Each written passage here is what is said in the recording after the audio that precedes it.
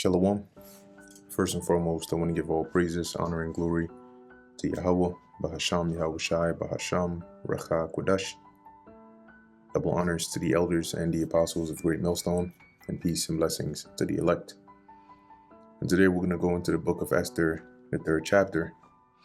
And in this chapter, we start to see now the plot of Haman, right? Which was an Edomite, actually an Amalekite, who had it within him, basically bore that hatred against us, or against the Jews at this time, and went as far as to getting permission from the king to exterminate the Jews, right? And so we're going to go into it now. In the 2nd chapter, right, we ended off with, I believe it was Mordecai saving the king, right? He found out about the other two guards that were plotting to assassinate the king. Okay, so this is the book of Esther chapter 3. Now within here, I think somewhere around the 15th verse or so, we're going to then jump to the editions of Esther chapter 13, and the first 7 verses here they go along with this chapter here in Esther chapter 3. So this is Esther chapter 3 verse 1. After these things did Ahasuerus promote Haman, the son of Hammedatha the Agagite, and advanced him, and set his seat above all the princes that were with him. So Haman was promoted pretty much to be like second to the king, right above everybody. And as it says here, the son of Hammedatha the Agagite, when we look into this word here, Agagites, now we know the suffix ite means pertaining to, so, or people of. And in this case, you can see it says Agagite, son of Haman, Haman the Agagite. Right, it says here, Strong's definition, partial, an Agagite or descendant of Agag. Okay, so now let's go to the root word here, which is Agag or Agag. And it says here, Agag, I will overtop, king of Amalek, spared by Saul but slain by Samuel. And you can read this in the book of Samuel. I forget exactly if it was 1st or 2nd, more than likely 1st Samuel, when Saul was commanded to go and slay the Amalekites, but he ended up sparing the king, and Samuel ended up taking him out. However, we can see here, right, that and fast forwarding into the future, you now have one of his descendants here as Haman. So back to the book of Esther chapter 3, continuing in verse 2. And all the king's servants that were in the king's gate bowed and reverenced Haman, for the king had so commanded concerning him. So after promoting him, he commanded that all should reverence him, right? But Mordecai bowed not, nor did him reverence.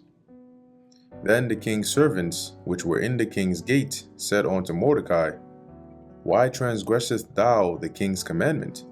So why is it that it's a commandment? Nobody's supposed to go against the king's commandment. Plus, you're serving in the king's court, and you're just ignoring this. Like, what's up?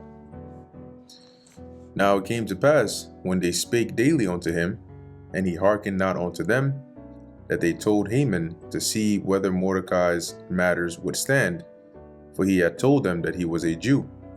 So, whenever Haman would be around and everybody else would reverence him and bow, Mordecai wouldn't. And so as the other servants continually pressed him about it, he told him that it was because he was a Jew. And as we know, right, we really only serve Yahweh Ba'asham Yahushai. So by hearing this, they're like, oh, so this is why he doesn't do, X, Y, and Z. And they went in and let it be known unto Haman to see if that was going to be acceptable or not. And we'll see what ended up happening here as a result of that. Verse 5, and when Haman saw that Mordecai bowed not, nor did him reverence, then Haman was full of wrath.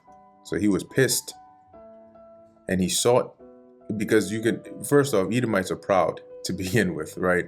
Now you're an Edomite. This is an Edomite who is proud and in a position of authority to where he's permitted to be proud. And then you have an Israelite here who is not reverencing him, right? You can imagine why he was so pissed. And he thought scorn to lay hands on Mordecai alone. So meaning that he didn't think it was even it wasn't enough for him to just lay hands or punish Mordecai alone. No, he was like, that's not going to be enough. For they had shewed him the people of Mordecai. So they informed him that it was because Mordecai was a Jew, or in this case an Israelite, that he didn't do this. So by him finding that out, he said, nah, Mordecai alone ain't going to be enough. Wherefore Haman sought to destroy all the Jews that were throughout the whole kingdom of Ahasuerus, even the people of Mordecai. Show you how an Edomite thinks, right? So he said it wasn't enough that Mordecai alone should be punished. Exterminate all of his people. In the first month, that is the month Nisan, in the 12th year of Ahasuerus, they cast pur, that is the lot, before Haman from day to day, and from month to month, to the 12th month, that is the month Adar.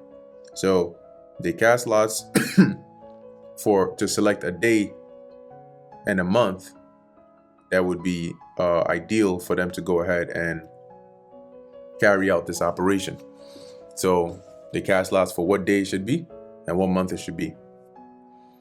And as it says, to the 12th month, that is the month Adar. And Haman said unto King Ahasuerus, there is a certain people scattered abroad and dispersed among the people in all the provinces of thy kingdom, and their laws are diverse from all people, neither keep they the king's laws. Therefore it is not for the king's profit to suffer them. So what he ended up doing was he went to the king and phrased this matter in such a way as to demonize the Jews here by saying, and this is similar to what those governors, right, did when we were rebuilding the temple, right? They wrote letters to Cambyses and said, hey, you got to stop these people from continuing to build because they're rebellious people. They're going to do harm to the kingdom, yada, yada, yada. And really, instead of just saying he was pissed because Mordecai didn't reverence him, he turned it into a matter, phrased it in such a way that it would justify him eliminating not just Mordecai, but the rest of his people. Verse 9, if it please the king, let it be written that they may be destroyed. And I will pay 10,000 talents of silver to the hands of those that have the charge of the business to bring it into the king's treasuries. So he would deposit 10,000 talents of silver, right, into the king's treasuries as a result. Verse 10, and the king took his ring from his hand and gave it unto Haman, the son of Hammedatha, the Agagite, or the Jews' enemy. Now that ring, which was it had the king's signet on it, and by him giving it to Haman, it signified transferring power to Haman, so that Haman wouldn't need any further approval in order to carry out this plan here. Because whenever a law or a message was stamped by the king's signet, then it was official. It is in other words, authorizing it in the king's stead. So now Haman had that power to go ahead and do what he wanted to do. Verse 11, and the king said unto Haman, the silver is given to thee, the people also, to do with them as it seemeth good unto thee. So you're in control now. Go ahead, you do whatever it is that you think is best. Because remember, he was promoted, right? Ahasuerus really held Haman in high regard.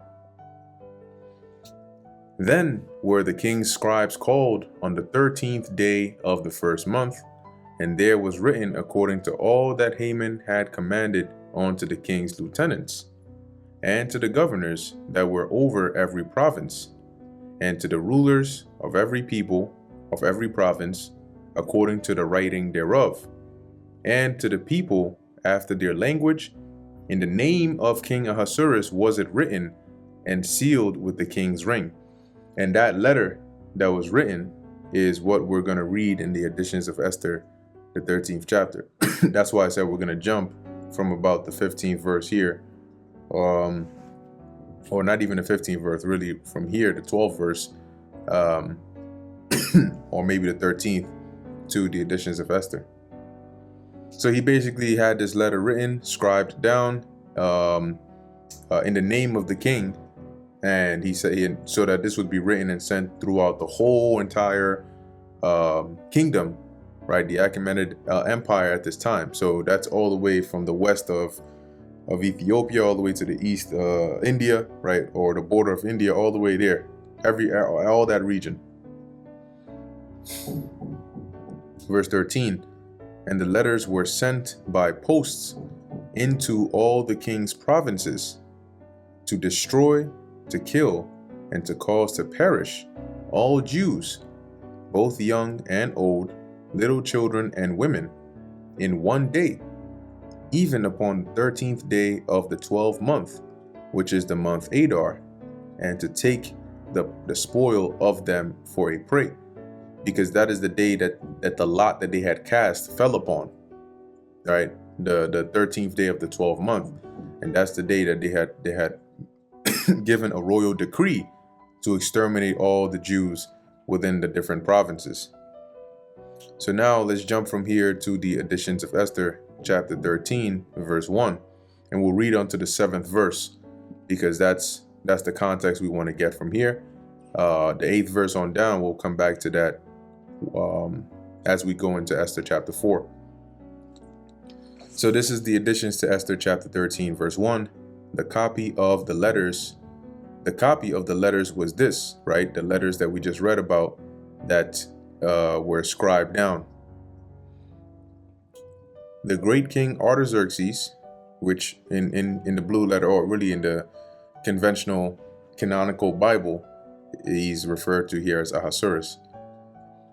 The great King Artaxerxes writeth these things to the princes and governors that are under him, from India unto Ethiopia, in 127 provinces. So 127 provinces.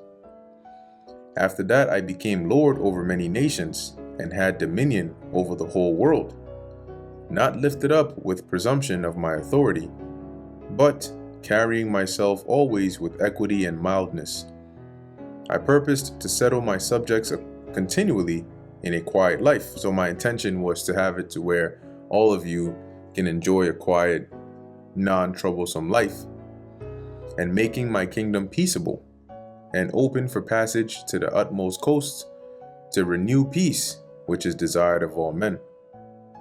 Now when I asked my counselors how this might be brought to pass, Haman, that excelled in wisdom among us, and was approved for his constant good will and steadfast fidelity, and had the honor of the second place in the kingdom, declared unto us that in all nations throughout the world there was scattered a certain malicious people that had laws contrary to all nations.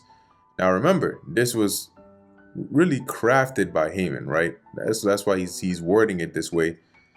And these malicious people are referring to the Jews. And continually despise the commandments of kings, so as the uniting of our kingdoms, honorably intended by us, cannot go forward. So pretty much there are these people, these malicious people, known for being defiant, and due to them we're not able to carry out our intentions of uniting our kingdoms and bringing that peace to everybody. Verse 5, seeing then, all this because Mordecai did not bow or reverence Haman. Seeing then, we understand that this people alone is continually in opposition unto all men, differing in the strange manner of their laws, and evil affected to our state. So these people here are a corruption. They're like a virus in our kingdom, right? They don't follow our ways. Their ways are separate. Their ways are different.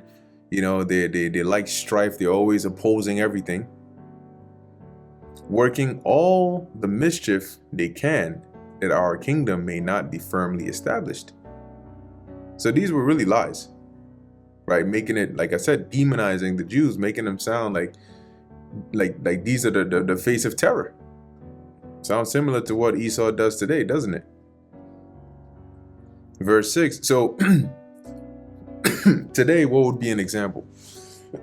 Today, an example is they would come and give a press conference, and then they would put this all over the news, right? And they would paint this narrative. Oh, these guys are this, they're violent, they're this, they're that, and for that reason we must take action. Similar to how they push those narratives today, this is what Haman was doing back then. Verse 6, therefore have we commanded that all they that are signified in writing unto you by Amen, and in other words, when it says all they, it means everything that is signified in writing unto you by Amen, who is ordained over the affairs, and is next unto us, shall all, with their wives and children, be utterly destroyed by the sword of their enemies. So all that, like I mentioned, all that is signified in this writing, more specifically, the nation of people, right, that are targeted in this writing, both them and their wives and children should be utterly destroyed by the sword of their enemies. And remember, this goes back to the vision that Mordecai had in the beginning, right? When we started off with the editions of Esther chapter 10, I believe. That's like the equivalent of the first chapter in there. But Mordecai had that vision, right, about the two dragons going at it with each other. And then all of a sudden the enemies, the great people that were gathered against the holy people, which were Israelites. So Mordecai had seen this in the vision already.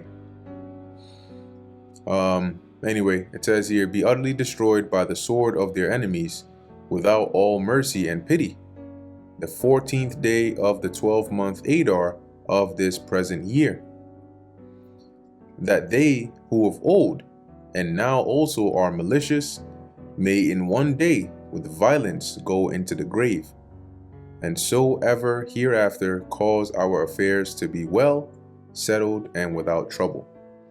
So in other words, exterminate these people, exterminate the nation of the Jews, so that we can finally have peace in our province. So, like I said, this covers the point that we wanted to get on what was the actual contents in the letter that was written here, that we're reading of in verse 12. So now that we know that, reading verse 13 again. And the letters were sent by posts into all the king's provinces, to destroy, to kill, and to cause to perish all Jews, both young and old, little children and women, in one day, even upon the 13th day of the 12th month, which is the month Adar, and to take the spoil of them for a prey. The copy of the writing for a commandment to be given in every province was published unto all people, that they should be ready against that day. So they had time to prepare, and this copy was sent out all through, that everybody should be ready, and that day would be the day of the extermination of the Jews. Verse 15, and so this is giving you a bit of background as to why we keep the holy day, right, of Purim. Because as we will read and later on find out, the Lord turned this day that was appointed to be a day of destruction upon Israel, rather into a day of deliverance, which was also seen in Mordecai's vision. Verse 15, the post went out, being hastened by the king's commandment, and the decree was given in Shushan the palace. And the king and Haman sat down to drink, but the city Shushan was perplexed. Yeah, because you had a lot of Israelites in there as well. So people were confused, like, whoa, what's going on? What do you, what? They're gonna exterminate the Jews? What?